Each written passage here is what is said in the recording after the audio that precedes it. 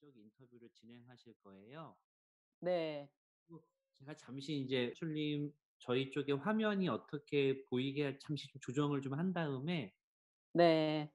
만 좀 기다려 주세요. 네. 잠시만요. 네, 이런 방법이 있고요. 이 코로나19를 겪으면서 기존에 가지고 계셨던 생각이 어떤 점에 좀 변하신 게 있다면 뭐가 있을지 자연스럽게 편하게 말씀해 주시면 좋겠어요. 사실 코로나19가 올 줄 몰랐잖아요, 우리 모두가. 그리고 이게 얼마나 지속될지도 잘 몰랐고, 기획을 하면서는 예측이 불가능한 상황들을 최소화하는 일들을 주로 많이 해왔었는데, 너무나 큰 예측 불가능한 커다란 산이 앞에 놓이니까 제가 방역 업체에 있으면서도 이게 이렇게 장기화될 줄은 몰랐어요. 그래서 이게 좀 계속해서 시간이 길어지니까 불안감도 커지고 조금 뭔가 초조해지더라고요.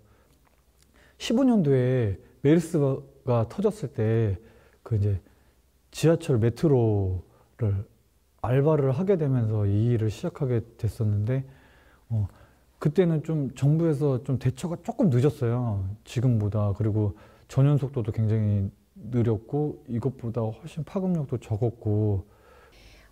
저희가 이제 첫 개막작이 2월 28일 개막이었어요. 근데 그 바로 전주 주말에 신천지로 인해서 갑자기 급속하게 그 확진자가 발생하면서 24일 날 이제 전체 그 국공립극장에 이제 공연장을 여는 거를 자제해주기 바란다는 협조문이 내려왔어요. 일괄적으로. 그래서 저희가 사실은 이전에 메르스도 겪고 했을 때 그렇게 오래 가지 않았거든요. 그래서 이것도 한 길어야 두세 달이라고 생각을 했던 것 같아요. 마음속으로는. 그래서 첫 개막작이 된 작품이 참 운이 없다라는 생각을 했었었는데 그때 그래서 공연을 일단은 한 주 연기하고 2주 연기하고 그러다가 이제 도저히 공연을 마지막 공연일까지 오픈을 못할 것 같다는 이제 상황이 돼서 3월, 4월은 거의 이렇게 거의 백지였어요. 제 다이어리가. 그래서 이렇게 다이어리가 텅 비어있는, 물론 뭐 다른 일도 있긴 하지만 제 다이어리의 대부분은 공연 스케줄 정리하는 거여서, 공연 관람 스케줄 정리하는 거여서 텅 빈 다이어리 3월 달에 그걸 보는 게 제가 굉장히 낯설었어요. 일단 공연이 워낙 많이 취소됐기 때문에. 네. 사실은 무대 제작이 다 끝나고 설치도 끝나고 리허설을 가고 테크 리허설을 가고 있었던 시점이었는데 그때 이제 취소 결정이 났죠. 리허설을 가다가 다음 날 저 또 테크 리허설을 가기 위해서 이제 출발을 하려다가 계속 불안한 상태였죠. 그리고 제가 조금 한 30분, 1시간 정도 늦을 상황이 돼서 무대 감독한테 이제 제가 조금 늦겠다, 양해 바란다고 하는데 안 오셔도 될 것 같다라는 통화를 하면서 굉장히 아니라고 갈 거라고 얘기를 했던 기억이 납니다. 그러니까 2월에 공연이 취소가 되는데요. 그 4월 개막이었던 공연이었고 거기가 이제 공공극장이었기 때문에 그리고 시기가 이제 코로나 거의 직후였기 때문에 그냥 서울시의 지침에 의해서 바로 취소가 됐는데 근데 어쨌든 되게 초기였기 때문에 그때 당시 매뉴얼들이 부재한 상황이었고 우리가 그렇잖아요. 계약서라는 게 불가항력이라는 항목을 우리가 건드려 볼 거라고는 전혀 생각지 못하고 넣는 굉장히 어떻게 보면 사문화된 그런 조항인데 그 조항에 저희가 해당이 돼서 근데 거기 보면 다 그렇게 써 있어요. 협의한다. 근데 협의라는 것도 사실은 기준이 없는 거예요. 사실은 코로나 관련해서 정확하게 뭔가 지침이 떨어진 것들이 오랫동안 없었던 것 같아요. 오랫동안 없었고 제가 처음으로 서대문구에서 공문을 이제 받아본 것이 6월 달 즈음이거든요. 코로나 관련해서 공연을 한다 안 한다에 대해서 뭔가 정확하게 좀 구체화된 것도 아마 9월, 10월 넘어가면서 약간 좀 그런 흐름이 있었던 것 같거든요. 라인업 와중에 이제 해외에서 들어오기로 했던 분들이 계셨어요. 또 왔을 때 자가격리 돼야 되고 또 가서 다시 또 자가격리가 돼야 되고 하니까 작업을 실제로 좀 진행하기는 어려운 부분이 있었어요. 그래서 어떤 팀 같은 경우는 취소가 됐었고 어떤 팀은 영국에서 이제 작업을 한 것을 뭐 신청극장으로 스트리밍하는 방식으로 이제 공연을 하기도 했었고요. 8월 20일인가 21일로 기억을 해요. 이제 서지원 연출한테서 갑자기 전화가 왔어요. 배우 중에 이제 확진자가 있을 것 같아요, 연출님 이러면서 너무 놀랬죠. 그래서 전화를 끊고 그리고 이제 조금 기다렸어요, 각자. 그러다가 이제 그 검사를 받고 오신 분이 이제 확진이다라는 이제 걸 알게 됐죠. 그래서 그 분의 이제 역학조사가 시작이 됐어요. 그래서 그리고 이제 세 분이 더 추가로 이제 확진이 됐고, 그리고 당연히 이제 그 확진됐다라는 공지와 함께 공연을 취소한다라는 공지를 같이 내보내게 됐어요. 한 2주간 공연을 준비하다가 그 8월 15일 이후에 아마 15일 이후인 것 같아요. 를 기점으로 해서 그 즈음을 기점으로 해서 공연 당일날 공연을 접어야 되는 그런 상황이 발생을 했는데 저희 팀 내에서 이제 첫 확진자가 나오고 전원 검사를 받자라고 해서 일단 공연은 스탑이다. 어떻게 번질지를 모르니까 그래서 당일날 아침에 그냥 공연은 모든 건 접기로 하고 전원 집에서 대기하는 상태로 이제 질본이랑 통화를 하면서 우리가 어떻게 조치를 해야 되겠느냐 그래서 다 문자를 받고 검사를 다 받았어요, 팀원들이. 일단은 그 첫 확진자가 나왔어요. 저희 팀 내에서 봤을 때 첫 확진자가 나왔는데 그가 첫 전파자는 아니에요. 그런데 많은 언론이 그가 첫 전파자처럼 인식될 수 있게끔 보도를 한다는 거죠. 우리 중에 누가 먼저 걸렸는지는 우리도 몰라요. 취소했습니다. 공연은 취소했고요. 저희도 농담 삼아 야 우린 항체도 생겼는데 이제 더 열심히 해보자. 더 공격적으로 뭔가 해도 되지 않겠냐. 뭐 그런 농담도 했지만 힘들었던 건 이제 그 배우들의 이렇게 심리 상태가 좋지가 않았어요. 그러니까 저희가 이렇게 뭐 둘 셋씩 이렇게 만나도 이렇게 차를 마시건 밥을 먹건 이렇게 코로나 얘기할 때 갑자기 음성을 싹 줄이면서 그래서 연출님 코로나 이렇게 되는 거예요. 그리고 이렇게 옆자리에 누가 계시면은 이렇게 배우들이 눈치를 그렇게 보는 거예요.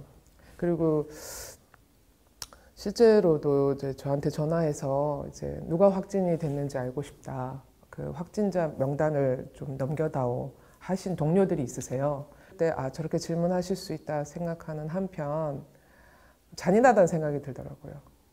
그걸 공개할 수는 없을 것 같아요. 역학조사를 보건소에서 하고 계시니 접촉이 있었으면 연락이 갈 거예요, 선배님. 너무 걱정하지 마시고 작업 준비하시면 될 것 같아요. 뭐 이렇게 전화를 끊었죠. 근데 이제 그 이후에 사실 배우들이 심리 치료를 받기 시작했어요. 이제 전체는 아니고요. 한 몇 분이 계속 심장이 막 이렇게 뛰고 그리고 어딜 나가면 사람들이 자기를 쳐다보는 것 같고 그리고 이렇게 코로나 얘기만 나와도 움찔움찔하게 되고 그렇다 그런 얘기를 호소하셔가지고 이렇게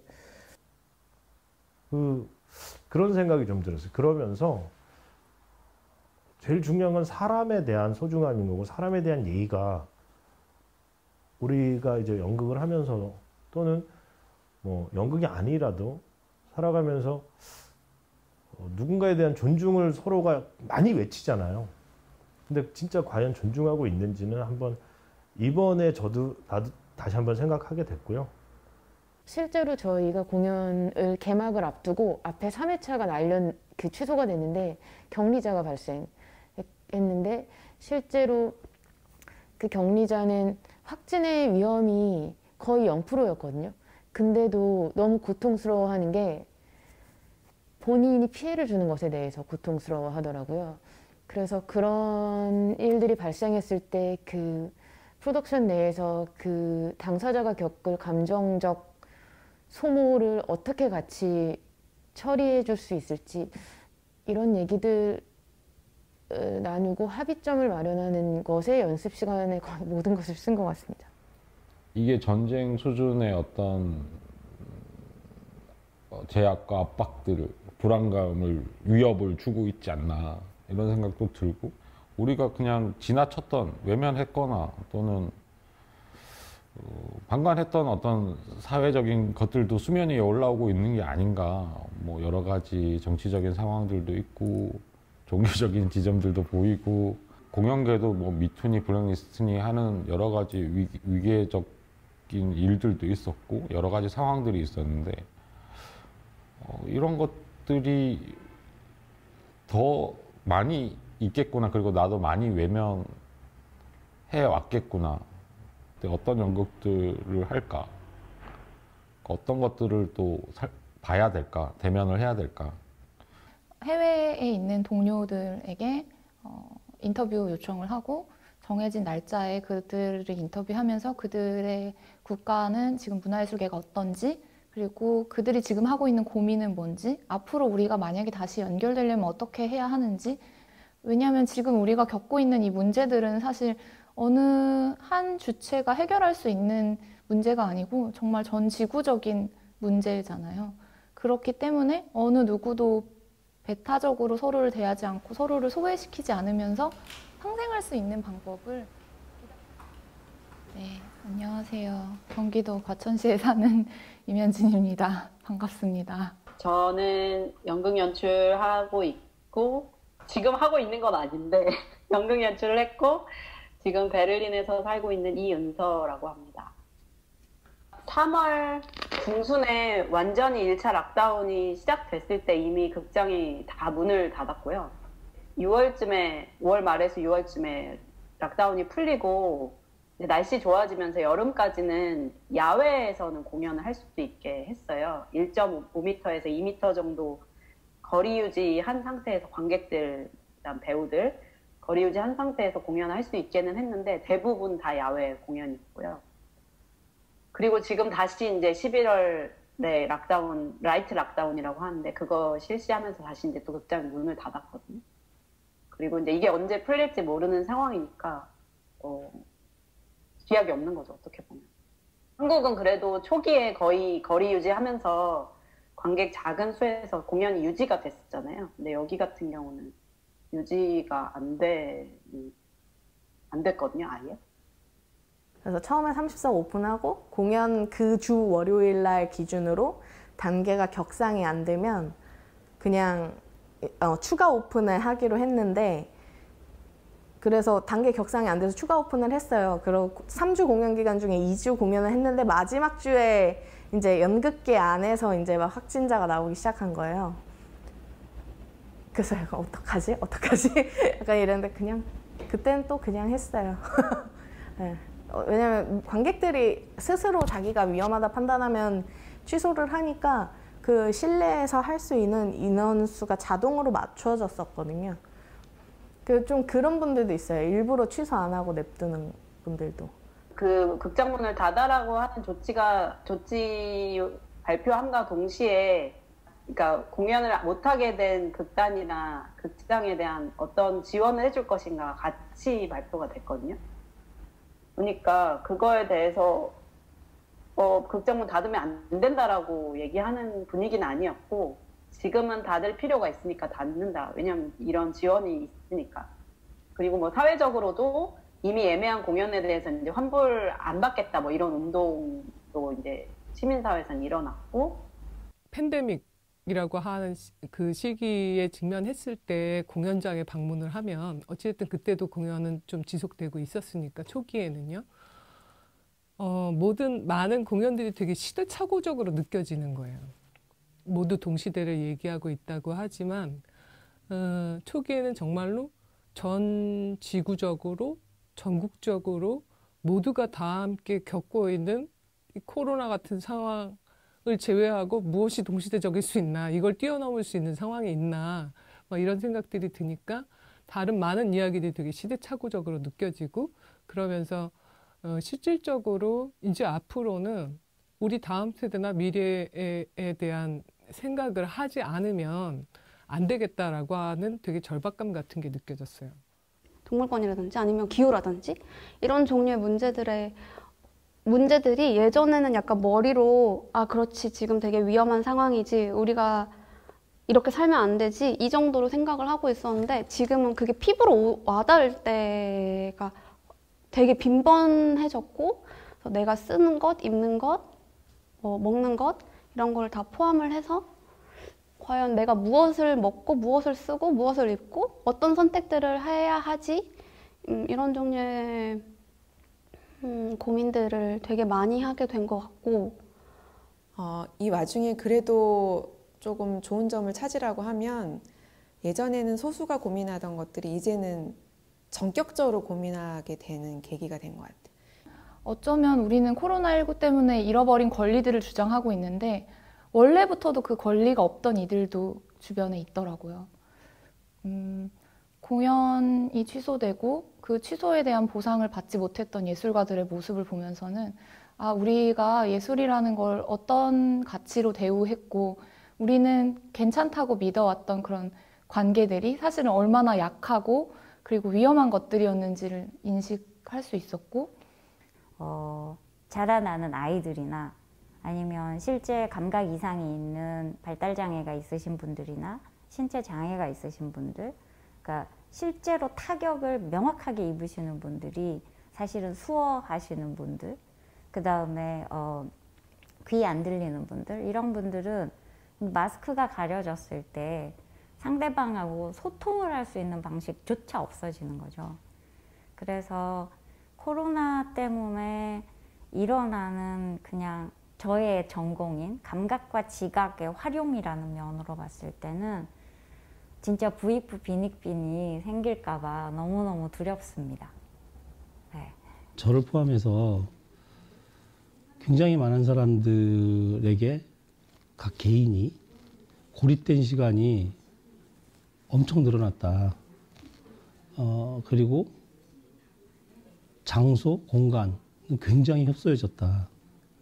근데 이게 지금 관계의 소멸이나 축소로 들어가는 위태로운 개인도 있고 그럼에도 불구하고 관계를 풍요롭게 할 자원을 갖고 있기 때문에 이런 사람들이 있는 것 같아요. 이제 코로나 상황이 어쨌든 이게 보면은 사회 자체의 이런 양극화를 더 심화시키는 게 있잖아요.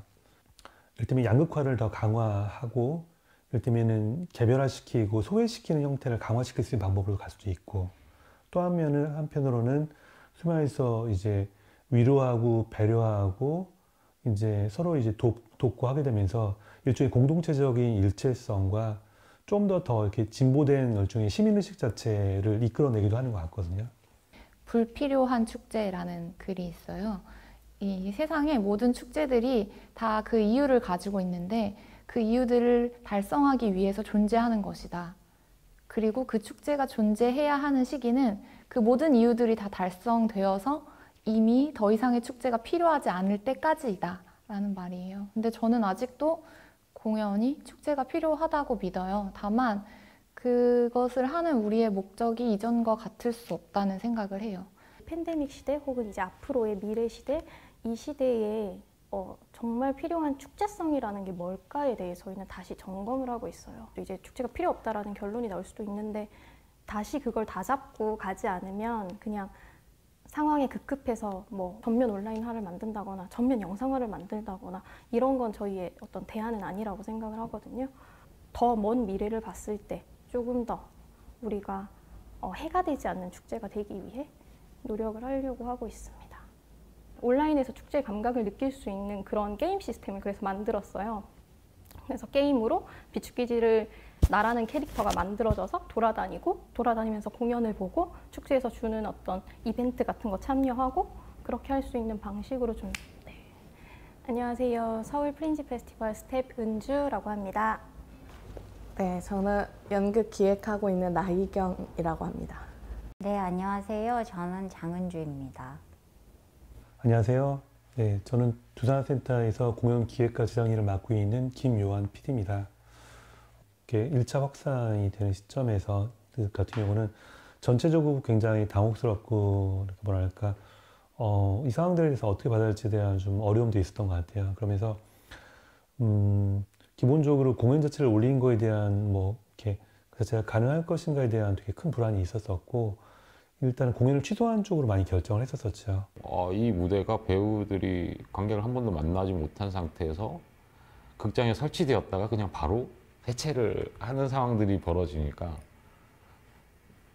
이거는 참 보기 힘들구나 라는 생각이 많이 들었었고요. 어떤 작품들은 스케치를 막 하고 있고 어떤 작품들은 이제 실제로 제작하기 위한 도면 과정에 있을 수도 있고 이제 제작을 이제 막 시작하고 있는 상황들도 있고 근데 특히 다양한 시점에서 공연들이 엎어지니까 내가 해왔던 것이 완전히 싸그리 없어질 수 있구나 어떤 것에 의해서 그런 두려움이 되게 많이 컸고요. 이제 벌레, 쥐 같은 작업 원래 살충 구서 작업을 하다가 방역의 이제 비중이 살균 작업으로 이제 코로나 방역 중심으로 이제 무게추가 되게 중심이 되고 방역 현장에서 바이러스를 옮겨가면 안 되니까 외출도 되게 잦아지고 그러다 보니까는 되게 작아지고 그 다음에 극장 찾는 것도 되게 조심스럽다 보니까 거의 외출이 없었던 것 같아요. 계획이 안 잡히는 거예요. 내가 이렇게 해서 제작 지원에 출품을 한다거나 공모전에 출품하면 이게 공연이 어떻게 될까? 극장이 폐쇄돼서 공연이 캔슬되고 딜레이되고 하는 상황도 나도 겪을 수 있겠구나. 코로나 블루 한 번씩 다 겪는 것 같아요. 주위 사람들도 그렇고 저도 굉장히 무기력해지고 내가 하는 모든 행위들이 가야 할 이렇게 방향성들이 없는 거잖아요. 누구를 향해서 어떤 사람들을 향해서 어떤 일을 위해서 어떻게 될지 모르니까 우리 계획을 하지 말자라고 지금 분위기가 그렇게 되거든요. 그러면은 하지 않는 거예요. 이 상태는 연극을 하지 않는 상태인 거예요. 뭔가를 계획하지 않는다는 거. 옛날에는 어떤 책을 봐도 내가 이거 공연을 어떻게 만들면 좋겠다. 사회의 어떤 모습을 보고 공연 생각하고 이렇게 지속이 되는 생각의 지속이 있었다면은 지금은 어차피 내가 계획할 수 없는 지금의 상황인데 그래서 많이 생각을 못 이렇게 차단당하는 것 같아요. 이 상황으로. 새로 뽑은 단원들 뽑자마자 6월에 뽑았는데 이제 8월에 확진자가 나오면서 친해지기도 전에 지금 사실 흩어져 있거든요. 한 배우는 강연이나 움직임 워크샵 그리고 공연까지도 참여하지 않겠다. 본인은 줌으로만 들어오겠다. 그래서 지금 이 공연을 준비하는 상황에서 이 배우들의 마음을 좀 이렇게 잘 다독이면서 끌고 가야 되는데 어려워요.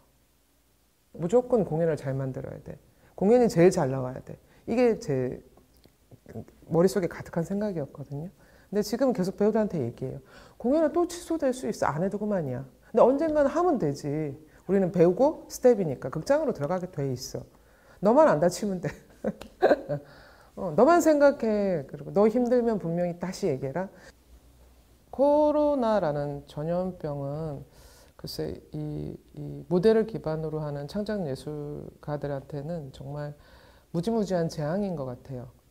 근데 그건 본인의 탓이 아니거든요. 자책하시거나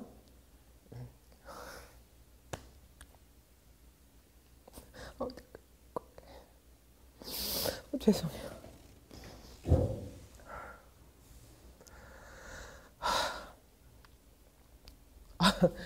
이렇게 갱년기인가 봐. 여차하면 눈물이 나네. 죄송해요. 그래서 이제 본인의 탓이라고 생각하시거나 내 잘못인가 보다라고 이렇게 자책하지 않으셨으면 좋겠어요. 그리고 공연보다는 그 예술가 한 분 한 분이 더 중요하고 값지다라는 거를 말씀드리고 싶어요. 이 코로나라는 상황 자체가 이 팬데믹이라는 것 자체가 이게 계속 이렇게 지속되는 장기적인 문제라고 한다면은 그 속에서 이를테면은 이제 이 문제를 어떻게 바라볼 것이야 되는 관점들이 이제 본격적으로 이야기된 것 같아요. 안전하게 공연을 올린다라는 관점이 이제 중요해지고 그거에 따라서 공연을 어쨌든 올릴 수 있는 그 현실적인 방법들을 좀 찾고 이렇게 거기에 대한 것들을 좀 제시하고 그냥 그러고 있는 것 같긴 합니다. 제가 올해 원래 예정했던 공연들은 한 개 빼고 다 진행했어요. 네, 다 진행했고 취소 없이 했고 그 취소하고 온라인 스트리밍으로 한 공연은 그것도 공공극장이랑 같이 하는 거라서 취소한 거고 네, 다른 거는 그냥 다 무조건 간다. 네, 그렇게 진행했습니다. 일단 저랑 같이 하는 작업자들은 일단 공연을 다 하고 싶어 했던 게 주됐던 것 같고 근데 이제 어쩔 수 없이 무섭기도 하잖아요. 근데 그래서 어떤 논의의 과정이 있었다기보단 그 무서움을 서로 잘 다독이는 과정들이 있었던 것 같아요. 네. 이제 국공립에서 이제 취소를 할 때면 짜증이 났죠. 그렇게 취소해버리면 이제 다른 관객이나 어떤 대외적으로 공연장이 위험하다는 인식이 계속 노출되니까 그거에 대한 화가 좀 있었고 국공립 극장은 안전하게 운영할 생각을 안 하고 그냥 닫아버려가지고 그냥 거의 이렇게 이마에다가 극장은 위험합니다 써놓은 거나 마찬가지예요. 문패처럼. 오히려 거꾸로 극장은 좀 안전하다라는 시그널을 어쨌든 문화예술과 관련해서 뭔가 지원을 하려면 그런 것들을 하거나 그런 걸 할 수 있게끔 공간 자체를 뭔가 방역을 철저하게 좀 준비를 해주거나 뭐 이런 일들에 더 최선을 다했어야 되지 않을까? 극장이 뭐 어쨌든 그러니까 아주 안전한 공간이라 말할 수는 없을 거예요. 분명 많은 사람들이 특정 시점에 좀 밀폐된 공간에 모여서 어떤 시간을 같이 나누게 되는 일종의 시간 예술이잖아요. 그러다 보다 보니까 또 라이브니스라는 것 자체가 일정한 정도의 컨택을 필요로 하는 부분들이 있기 때문에 극장이라는 요소 자체가 코로나가 전파될 수 있는 환경이긴 하죠. 하지만 극장이라는 것이 있어서 만나게 되는 여러 가지 공연의 운영되는 방식 또 관객들이 갖고 있던 여러 가지 관광 문화나 이런 걸 봤었을 때는 굉장히 안전하게 약속을 지켜가는 그런 공간이라고 생각 들기도 해요. 이건 제가 한 얘기가 어떤 연구소장이 한 말인데 그게 확 다가왔죠. 그러니까 코로나가 와도 기업이나 공장은 멈춘 적이 없어요. 나라가 멈추라고 하지도 않아요. 두 번째가 시장은 약간 줄였다가 놨다 이렇게 해놔요. 소비 쿠폰도 막 주고. 근데 세 번째 확실하게 드러난 게 학교는 그냥 확 닫아버리잖아요. 그리고 마지막이 이제 문화예술과 관련된 인프라나 종사자들은 심하게 얘기하면 있어도 그만 없어도 그만 알아서 하세요 같은 느낌의 그러니까 이 나라의 우선순위 위기 상황에서 이게 확 민낯이 이번에 드러났는데 이 순서의 가치대로 우리 사회가 계속 가는 게 괜찮은 건지 하는 거에 질문도 같이 커지기를 바라는 마음이 있습니다. 왜 직장은 다 가게끔 허용하는데 왜 극장은 문을 닫으라는 거지? 왜 반만 관객을 받으라는 거? 우리한테는 여기가 직장인데 뭐. 그러니까 예방 수칙 또는 방역 수칙 우리가 지켜야 될 것들만 명확하게 지키면 뭐 공연을 해도 되지 않나 저는 뭐 그렇게 생각을 해요. 확진자 나오면 망했다 이런 분위기로 좀 몰아간 게 있거든요. 이거 아니다. 그리고 지금 더 보면 볼수록 민간이 더 이제 쉽지 않다면 뭐 공연장, 뭐 극장, 도서관, 미술관, 박물관은 끝까지 열 생각을 하고 그 기준을 세워주고 세부적인 걸 알아서 짜라. 그래서 그렇게 해야지 내가 보기엔 마음 방역도 되고 사람들이 그나마 갈 때가 있는데 우리는 급하니까 이거부터 먼저 했단 말이죠. 극장을 가는 대신에 거의 SNS에 되게 많이 매달려 있었던 것 같아요. 그 이유가 SNS에 계속 그 공연을 하고 있는 연극인들, 공연예술인들 이야기가 계속 올라왔거든요.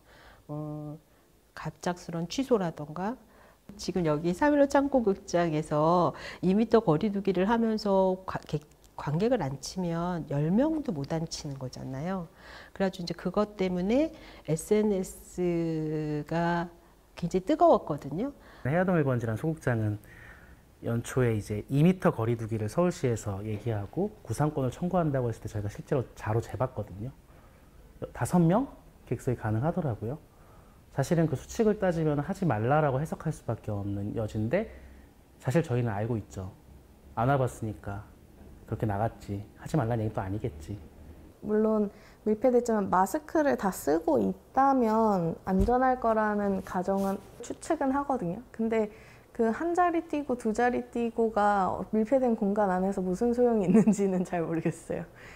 실효성에 대한 의문은 있죠. 네. 하자라고 제안하는 일이 좀 많이 어려운 일인 것 같아요. 워낙 이제 작은 극장이고 그러니까 제작팀에 안 그래도 이제 좀 부담이 되는 극장인데 뭐 줄어든 객석이면 더 어마어마한 이제 부담감을 갖고 들어올 수밖에 없는 거죠. 기본적으로 예산들이 훨씬 더 방역에 많이 쓰였어야 된다고 생각을 하는 게 있어요. 방역이 아니고 왜 영상 촬영을 위해서 쓰지? 뭐 이런 생각들을 좀 했었고 공연 영상으로 뭔가 대체될 수 있을 것처럼 이제 지원금도 쏟아지고 뭐 할 때에는 약간 좀 기분이 좀 별로 이상했죠. 생각하던 공연도 아니고 이게 왜 지금 이게 어떻게 코로나와 관련된 공연들에 대한 지원이 어떻게 이거지? 라고 좀 생각을 하게 됐던 것 같아요. 그래 그게 좋을 수도 있겠다 뭐 이렇게 얘기를 했지만 사실 저는 안 하고 싶었거든요. 스트리밍을 하고 싶은 마음은 그때는 없었어요. 지금도 뭐 그렇게 마음이 크게 달라지진 않았는데 이왕 할 거면 연극으로 할 수 있게 연기를 하자 이렇게 만약에 불가피하게 온라인으로 할 경우 그 연극성을 온라인상에서도 효과적으로 드러낼 수 있을 것인가. 너무너무 좋은 공연인데 그렇게 찍은 영상을 보면은 너무 재미가 없거든요. 그게 배우의 호흡을 담아내지 못해서이고 또 그게 연극의 특성이잖아요. 그래서 그거 어떻게 하지? 뭐 이렇게 되게 고민이 많았어요. 배우들이 너무너무 놀라워하는 거예요. 화면에서 맨날 만나고 8주나 만났는데 실제로 보니까 그 사람이 너무 다른 거예요. 되게 작다고 생각했는데 실제로 크다든가 아니면 굉장히 어려 보인다고 생각했는데 막상 보니까 되게 나이가 들었다거나 뭐 그래서 아 진짜 화면이 우리의 지각을 많이 속이는구나를 배우들이 더 많이 느낀 경험이었다는 얘기를 들었어요. 우리가 본다라고 얘기할 때 그냥 시각만 사용하는 줄 아는데 사실은 8개 이상의 감각을 동시에 사용하거든요. 그냥 내가 본다라고 생각하고 있을 뿐이지. 그런데 온라인상으로 보게 되면 실제로 사용하는 거가 2차원의 시각밖에 안 쓰는 거죠. 그것도 3차원이 아니니까. 공간에서 어떻게 이것 공연들이 이동되고 있는지 공간적으로 시간적으로 또는 배우들과 함께 유기적으로 사실은 물려서 가는 것들인데 만약에 공연이라는 문화를 잘 모르거나 처음 보는 분들한테는 연극 되게 재미없구나 또는 연극이 굉장히 표현력이 떨어지는구나 이렇게 또 볼 수 있을 수준의 촬영들이 이제 또 송출이 되는 경우들이 있으니까 결국은 또 그렇게 해야지만 또 지원금이라든 여러 가지로 이게 또 정해지다 보니까 의무적으로 하는 상황들도 벌어지고 그러다 보니까 이 퀄리티를 보장이 안 되더라고요. 지금 사실은 대면이냐 비대면이냐 이게 맞냐 틀리냐라고 고민할 시간이라도 있지만 그때는 진짜 당장 연습이 다 끝난 공연이고 약속된 공연인데 안 할 수는 없는데 어떡하지 해서 우리가 내가 하는 공연이 비대면 방식으로 송출됐을 때 어떤 걸 만들어낼 수 있지 고민을 사실 하지도 못했어요. NT 라이브라고 이제 영국에서 하는 영상 같은 경우에는 그 정도 예산을 들여서 그 정도 준비하기는 쉽지는 않은 문제라고 생각합니다만 계속해서 이런 상황들이 벌어진다고 했을 때는 거기에 대한 어떤 수준의 발전들도 그렇고 전문적인 관점을 가지고 있는 영상들도 그 팀들도 이렇게 와줘야 되지 않을까. 4, 5월마다 열리는 베를린 연극 축제가 있거든요. 그 축제 같은 경우는 완전히 온라인으로 진행을 했어요. 좋은 공연들을 온라인으로 무료로 볼 수도 있다 막 이런 그런 기사들 보고 일부러 찾아가서 보기도 했는데 공연장에서 느끼는 것만큼은 사실 느낄 수가 없더라고요. 좀 피곤하더라고요. 그 온라인으로 공연을 보는 게 집중도 안 되고 자꾸 딴 거 하고 싶고. 열심히 극장에서 보듯이 봐야지 했는데 이렇게 쉬엄쉬엄 보게 되더라고요. 그게 관객 입장에서 봤을 때 저는 극장 못 가서 그 현장감을 못 느끼는 건 많이 아쉬웠지만 이렇게 접근성이 높아져서 이렇게 볼 수 있다는 거는 저는 좀 좋았던 것 같아요. 김정윤 출님의 신의 막내딸 아네모네를 봤고요. 연출님이 직접 연락을 하셨어요, 저한테. 아, 이거 온라인으로 하니까 볼 수 있지 않느냐. 그래서 사실은 되게 기뻤고요. 공연 자체가 영상으로 상영될 걸 고려하고 만들어져서 저는 되게 괜찮았거든요. 제가 노트북밖에 없어갖고 집에 노트북으로 그걸 봤는데 계속 공연 보면서 텔레비전 사고 싶다. 그러니까 큰 화면으로 보면 좋겠다 이런 생각이 들더라고요. 배우 한 사람 한 사람을 보는 편이거든요. 저는 극장에 가면요. 그래서 사실 이렇게 배우들을 보느라고 연극 내용이 뭐가 진행되는지, 대사가 지금 무슨 대사가 진행되고 있는지, 사건이 뭔지 되게 많이 놓쳐요, 사실. 그냥 저 배우분 너무 멋있다 막 이렇게 보느라고요. 근데 확실히 영상으로는 그렇게 배우와 만나지진 않게 되고 그냥 좀 더 크게 뭐 연출적인 그림이나 전체 미장센을 보거나 구성을 보거나 좀 더 거리를 두고 확실히 좀 보게 되는 것 같더라고요. 네. 남산예술센터에서 연락을 주셨는데 그 4월에 극장이 비니 작년에 공연했던 저희 공연을 송출해도 되겠냐. 근데 그때 든 생각도 사실은 저는 그 공연을 연출한 사람으로서 싫었어요.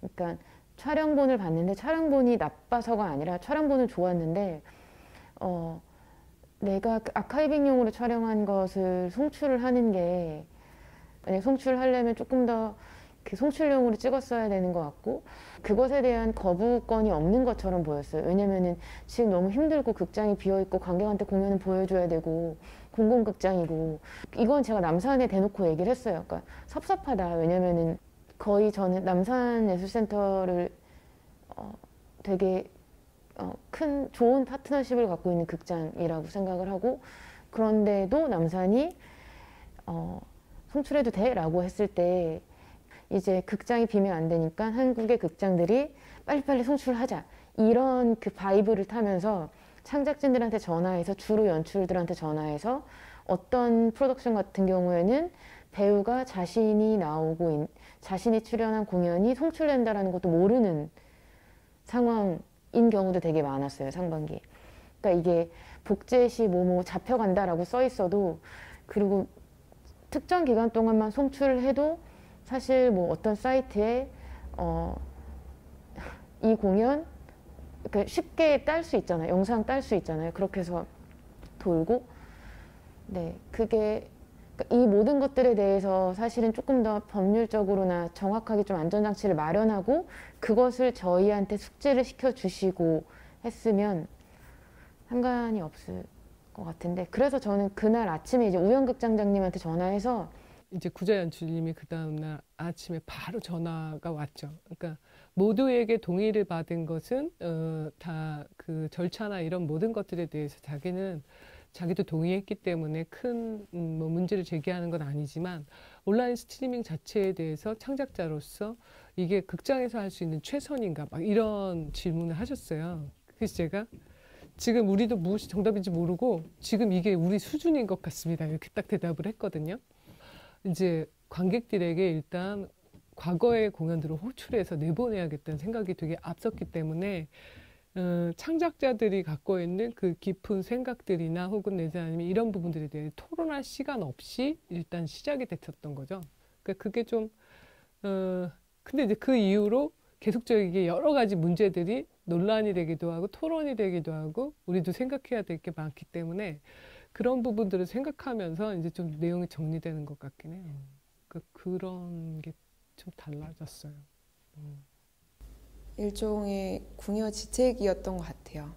저희가 어떻게든 영상으로 대면 공연을 한 번도 못한 공연들을 가름해서 공연을 우리가 이렇게 마쳤습니다. 여러분은 소임을 다하셨습니다. 우리는 이 공연은 아쉽지만 이러한 상황으로라도 관객들과 같이 공유하고자 합니다. 그런 부분으로 저희가 생각해서 했었고, 급하기 때문에 소나기 피해야 되니까 온라인도 하고 모두 다 하는 거죠. 그리고 그 김에 무슨 새로운 가능성이 나왔다 그러면 새로운 가능성들을 논의를 하면 될 것 같아요.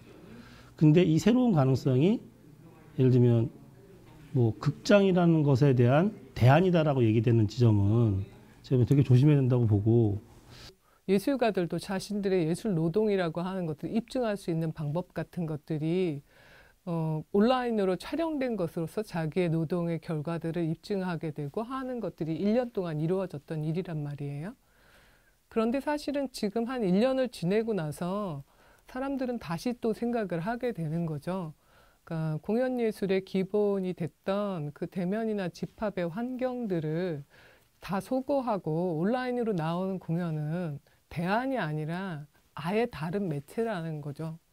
영상 콘텐츠에 대한 고민을 많이 해야 되고 기술과 융합이 중요하고 이제 그러면 스토리가 바뀌어야 되고 새로운 희곡이 필요하고 막 이제 그런 이야기가 막 나오는 거예요. 그래서 그거는 연극이 아니고 그냥 어떤 새로운 것이지, 새로운 어떤 장르가 열리는 것이고, 그렇게 새로운 기술들이 우리 삶에 들어올 때 그 기술과 나의 삶, 그 기술과 인간, 그 기술과 세계가 어떻게 만나는지를 성찰하는 게 예술이라는 일이지. 그리고 그 성찰을 위해서 뭐 기술을 배울 수도 있고 하지만 예술이라는 거는 거기에 적응하는 일이 아니라 그걸 성찰해내는 것이고, 또 그런 작품들도 없지는 않아요.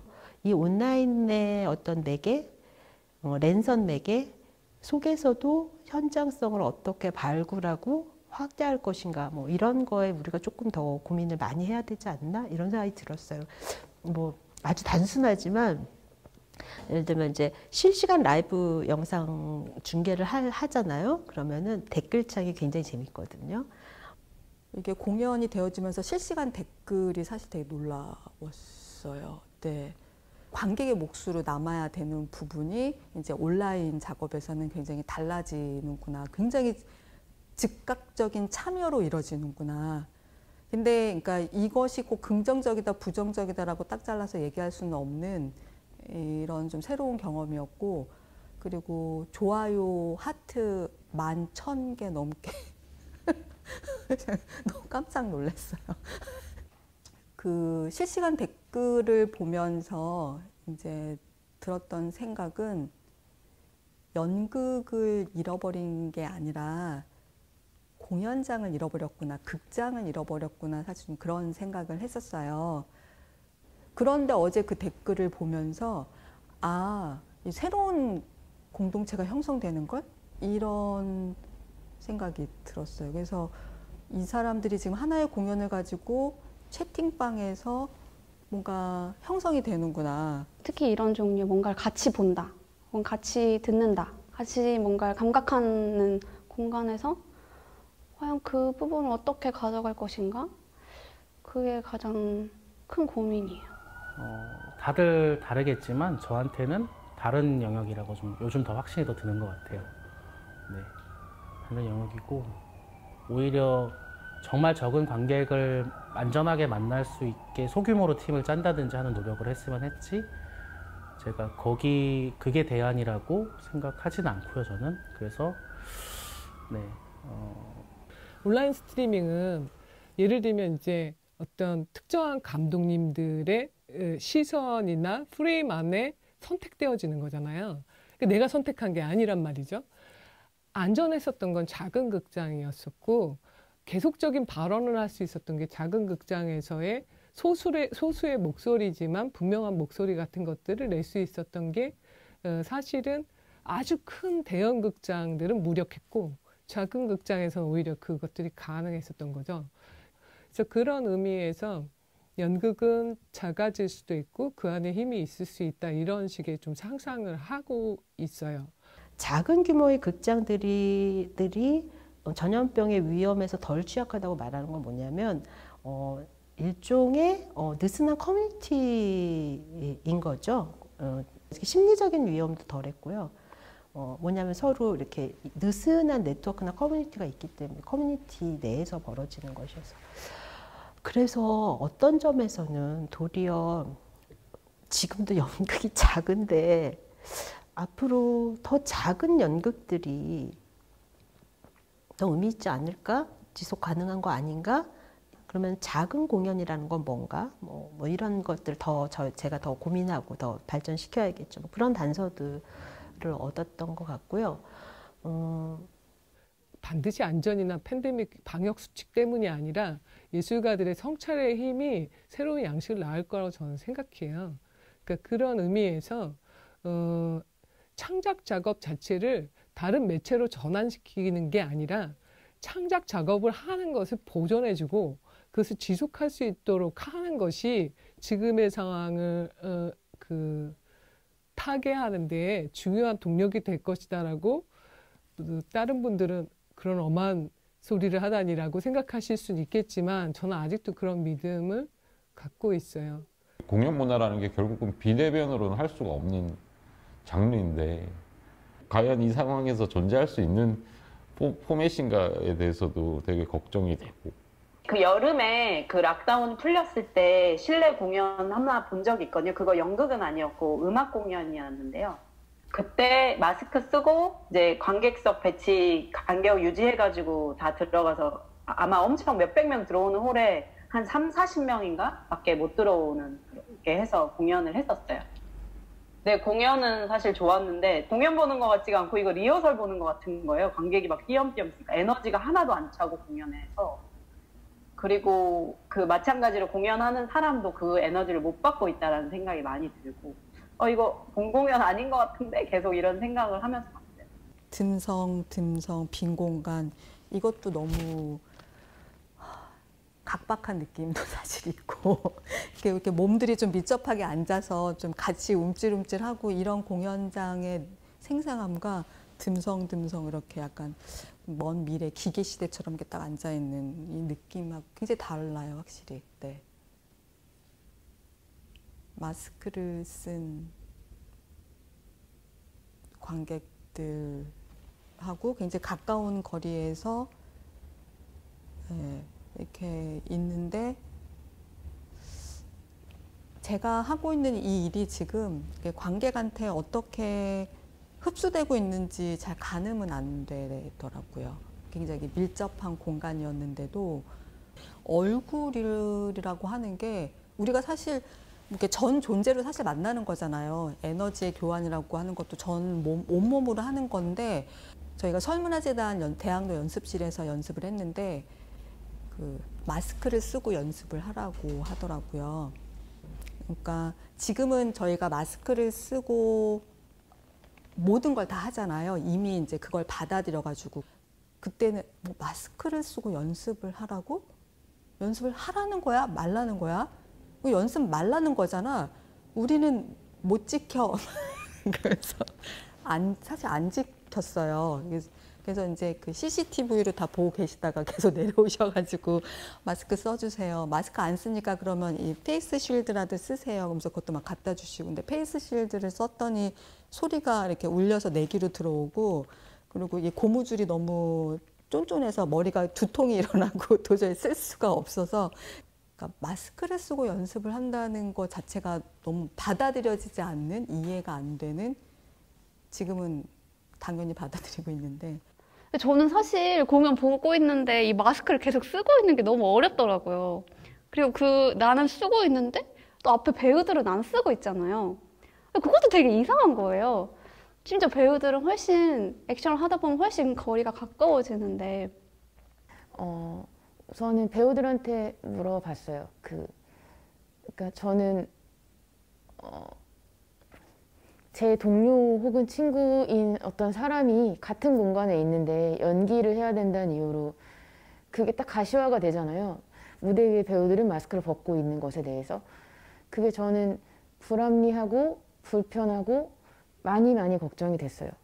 그래서 10월에 공연을 했었는데 10월에도 마스크를 쓰고 했고 11월에도 쓰고 했고 공연 중에 쉬는 시간을 2번을 마련해 놨어요. 그래서 저희가 어차피 자막을 쓰고 있기 때문에 잠시 숨 쉬는 중입니다라는 자막을 걸어놓고 배우랑 수어 통역사가 숨을 고를 수 있는 시간을 갖고 마스크를 벗고 매회 그 위험 상황에 노출되어야 하는 배우들이 이 코로나 시대에 조금 더 그들의 권리나 그들이 놓여있는 환경에 대해서 조금 더 생각해야 되지 않나라는 생각. 15분 연극제라는 플랫폼이었는데 그 당시 이제 대학로에 확진자가 발생했던 일이 생겼거든요. 그래서 밀접 접촉자가 그 인천 현장에 방문을 하는 일이 있었고 리허설 하는 와중에 그 소식이 들려오고 여기서 지금 나가셔야 됩니다 라고 해서 진짜 리허설 중간에 끊고 짐을 챙겨가지고 도망치듯이 서울로 오는 길이었어요. 근데 딱 그걸 겪으니까 과장일 수는 있겠지만 만약에 전쟁이 나서 갑자기 피난 가면 이런 느낌일까? 우리 위험에 대해서 아무도 책임져 줄 수가 없구나라는 걸 좀 체감을 좀 했던 것 같아요. 그래가지고 당일날 바로 그 차 안에서 회의를 해서 그 플랫폼은 진행이 되더라도 우리 팀은 추후에 녹화를 하는 방식으로 진행을 하겠다고 얘기를 하자. 그래도 잘한 선택이라고 생각이 들었는데 사실 후유증이 좀 오래 갔어요. 그 선택을 하고 나니까 난 언제든지 공연 안 할 수 있는 사람이 안 할 수 있는 팀이고 야 이런 거였어? 라는 사실은 지금 새로운 걸 개발하고 우리가 더 발전하는 상황이 아니라 쉽게 말하면 재난이고 생존의 문제인데 이게 가끔씩은 우리가 더 역량을 갖춰서 할 수 있는 것처럼 여겨지는 게 사실은 되게 마음이 불편하거든요. 연극이 어쨌든 절대적인 무엇은 아니다. 그러니까 누구라도 위험에 처하게 만들 수 있을 때에는 사실 그때라면 진짜 공연도 취소해야 되고 또 그거는 관객만 생각해서의 어떤 것은 아니고 창작진 또 배우에게도 위험하게 생각이 되면 또 위험이 닥쳐오면 당연히 이제 취소할 수 있어야 될 것 같더라고요. 안전이라는 것들이 충족되지 못하면은 참여하지 못하게 되는 사람이 있고 그 사람에 대한 참여자들의 어쨌든 그런 권리나 이런 부분들을 또 존중을 해주는 부분들이 너무 중요한 것 같고요. 또 이제 공연을 또 올리지 않는다는 것 자체가 공연을 올리는 것만큼이나 어떻게 보면은 선택할 수 있는 옵션으로서 존재한다고 생각이 들고요. 아티스트 분들이 공연을 하고 싶다 이렇게 참가를 하시면 모두 다 가능하게 하는 게 저희 축제고요. 올해는 정말 자리가 없구나라고 느낄 정도로 140팀이 참가 신청을 하셨어요. 6월 말쯤에 그 비축기지가 이제 실내 공간 폐쇄를 딱 확정하는 순간 저희는 전체적으로 이제 다시 설문조사 같은 걸 돌려요. 그랬을 때 관객을 만날 수 있대 야외에서 공연하는 방식, 그리고 온라인에서 영상을 하되 실내에서 촬영하는 방식, 그리고 아무것도 맞지 않는다. 우리는 축제를 그냥 안 하겠다. 이렇게 해서 3가지 방식으로 선택을 할 수 있게. 그렇게 해서 좀 진행이 돼서 올해는 한 82팀이 같이. 제가 이제 해화동 1번지라는 동인 그룹에서 활동 중인데 이 동인 그룹에서 세월호 기획을 진행을 매년 하고 있어요. 한 2월 이제 가장 이제 확산이 시작됐을 때 그때 엄청 고민을 많이 했던 게 좀 기억이 나요. 공연을 하자니 뭔가 위험한 안전과는 동떨어진 선택을 하는 것 같고 확신할 수 없는 공포 때문에 좀 세월호 기획이라는 것을 너무 쉽게 우리가 안 하는 방향으로 우리가 몰고 가는 건 아닌가? 최대한 안전을 보장할 수 있는 방식으로 그래도 개최를 하자. 대신 모든 구성원의 동의가 필수적이고 이 안에서 실현 가능한 안전 대책들을 마련하고 그것을 준수한다는 것으로, 그리고 3.15 창고극장에서 했던 회의인데 그 회의 때는 세월호를 주제로 한 우리의 협력 공연을 취소해야 될 것인가 말 것인가에 대한 이슈였었어요. 안전에 대한 어떤 문제가 극장에서 발생하면 지금 세월호 본연의 이야기들을 하는 데 있어서 굉장히 큰 장애가 될 것이니 안전하게 지금 공연들을 미루거나 취소를 하자라고 하는 그 결정을 내렸는데 하나 더 토론하고 싶은 게 있다라고 얘기를 좀 걸었어요. 그때 저희 고민은 뭐였냐면 안전이라는 말이 갖고 있는 이중성이었었어요. 안전해야 되기 때문에 목소리를 내지 않고 안전해야 되기 때문에 가만히 있는 게 온당한 일인가 그 부분에 토론하고 싶다 이제 이렇게 됐거든요. 그래서 이제 약간 계획을 수정하게 됐어요. 안전하지만 가만히 있지도 않는 이제 이런 식의 어떤 컨셉트를 가지고 세월호 기획들을 조금 더 보강해 보자라고 하는 방향으로 간 거죠. 우리가 지금 같은 상황에 서로의 안전을 확보해내는 것은 가장 기본값이지만 저는 예술가들은 안전 플러스 알파 혹은 안전 이면에 있는 것을 상상해낼 수 있는 것 그리고 그것들을 구현하는 것이 역할이라고 생각해요.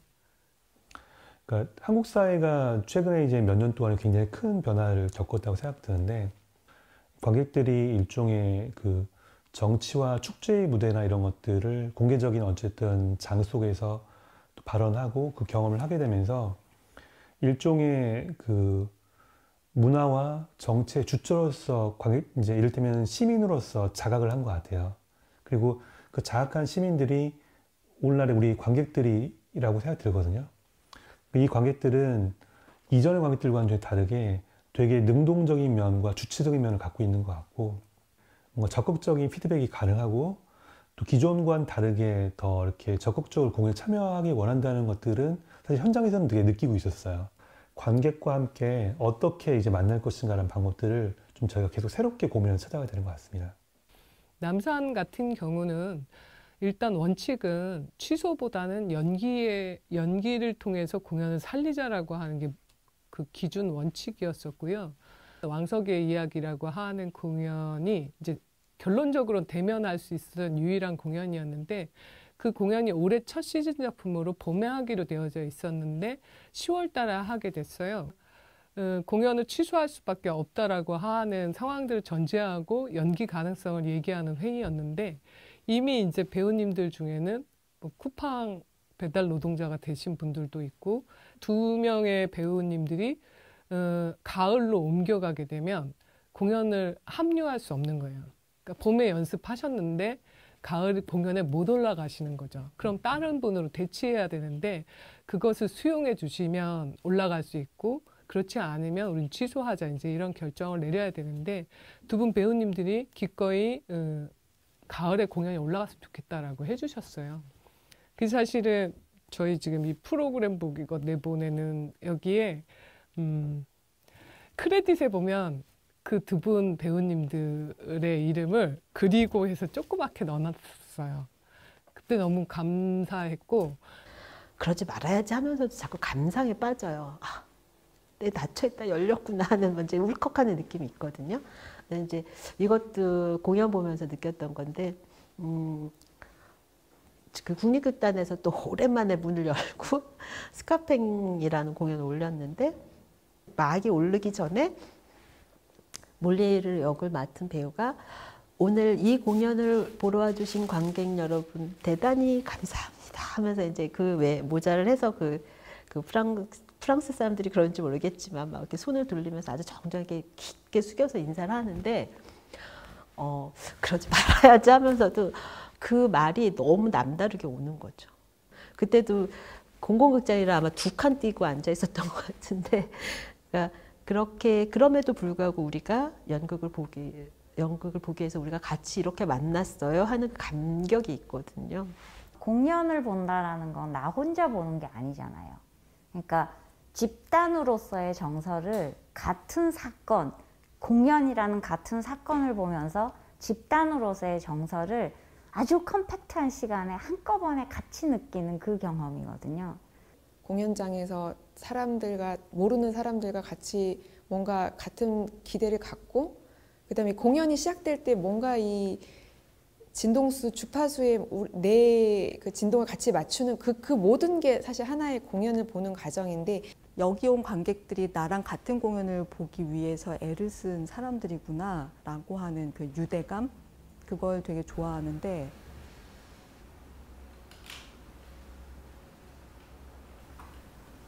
안녕하세요. 저는 극단동의 창단 멤버이자 그리고 현재 극단동에서 배우로 일을 하고 있고 극단동 대표로 일을 하고 있습니다. 김문희입니다. 연출하고 있고 신촌극장 운영하고 있는 전진모입니다. 네. 저는 무대 디자이너 박상봉이라고 합니다. 안녕하세요. 저는 김수희고요. 연극을 연출하고 있습니다. 가끔 희곡을 쓰기도 하고요. 예, 저는 현재 남산예술센터 극장장으로 일하고 있고요. 지금 함께 3.15 창고극장 운영위원단의 당연직으로 같이 참여하고 있습니다. 정혜린이고요. 연극을 만들고 있고 저는 김종휘라고 하고요. 그리고 50대 아저씨고요. 안녕하세요. 저는 박찬규라고 하고요. 올해 40 됐고 연극 대본 하면서 방역 일을 하고 있습니다. 안녕하세요. 저는 연극 평론하고 있는 김소연이라고 합니다. 안녕하세요. 저는 김기일이라고 하고요. 주로 활동하고 있는 분야는 연출로 활동을 하고 있고. 네, 안녕하세요. 저는 극단산의 이름뿐인 대표고요. 이름은 윤정환입니다. 네, 안녕하세요. 저는 국립극단의 공연기획 팀장으로 일하고 있는 지민주라고 안녕하세요. 우와. 안녕하세요. 저는 희곡 쓰고 연출하는 구자혜라고 합니다. 네. 사실 뭐 다큐멘터리나 이런 의뢰가 몇 번 왔었는데 다 거절했고 의뢰 주셨을 때 오케이 한 이유는 남산예술센터가 이 시대의 어떤 작업자들의 삶을 기록하는 것에 대한 취지에 공감하여 사실 의리로 오케이 했습니다. 네.